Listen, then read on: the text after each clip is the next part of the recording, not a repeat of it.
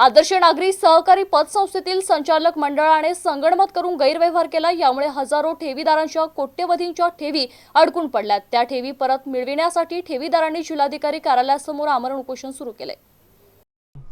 आदर्श नागरी सहकारी पतसंस्थेतील संचालक मंडळाने संगनमत करून गैरव्यवहार केलाय। यामुळे हजारो ठेवीदारांच्या कोट्यवधींच्या ठेवी अडकून पडल्यात। ठेवीदारांनी या विरोधात आक्रमक भूमिका घेतली होती। मंत्रिमंडळाची बैठक शहरात झाली, त्यावेळी मुख्यमंत्र्यांनी सहकार मंत्र्यांनी ठेवीदारांच्या ठेवी परत करण्याचे आश्वासन दिले होते, त्याची अद्याप पूर्तता झालेली नाही। मुलामुलींचे लग्न, उदरनिर्वाह, आरोग्य खर्च कसा भागवायचा यामुळे ठेवीदार हैराण झालेत। याकडे लक्ष वेधण्यासाठी ठेवीदारांनी आजपासून जिल्हाधिकारी कार्यालयासमोर आमरण उपोषण सुरू केले। या उपोषणात माजी खासदार इम्तियाज जलील सहभागी झाले होते। अप्रोच जे असतं ना सरकारी अधिकाऱ्यांचं, आता 6 महिने झालेले आहेत, प्रॉपर्टी आयडेंटिफाय झालेली आहे। कलेक्टर साहेब कन्नडचे SDM ला पत्र पाठवतात की हे सगळं लिलावाची प्रक्रिया तुम्ही हाताळा।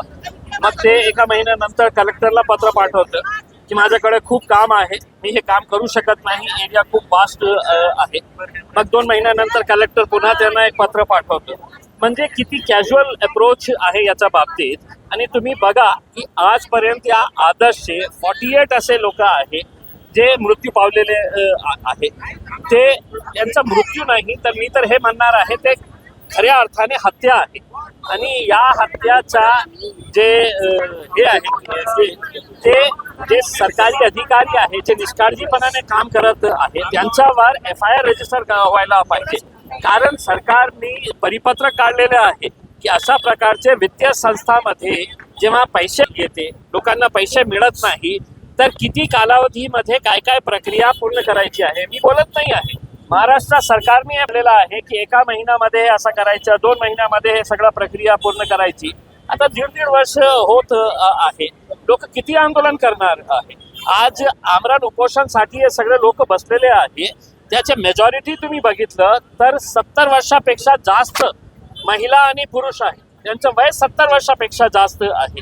यांना तुम्ही रस्त्यावर आणत आहे का की तुमच्याकडे एक टाइम नाही आहे की हे सगळं प्रक्रिया पूर्ण करून लवकरात लवकर ते लिलाव करा आणि ते पैसे येत आहेत त्यांना परत करा। आमची मागणी हेच आहे फक्त।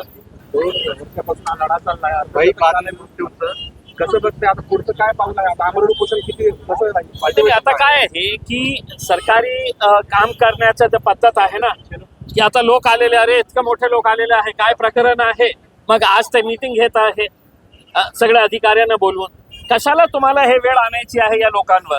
तुम्हाला काही नियम माहीत नाही आहे का? तुमची जबाबदारी काय आहे तुम्हाला माहीत नाही आहे का? आता ते मीटिंग घेत आहे, मीटिंगच्या नंतर ते काय आश्वासन देतील आम्हाला माहीत नाही आहे। आश्वासन चांगलं असेल तर मान्य करू, नाहीतर आम्ही आमचं आमरण उपोषण सुरूच ठेवू।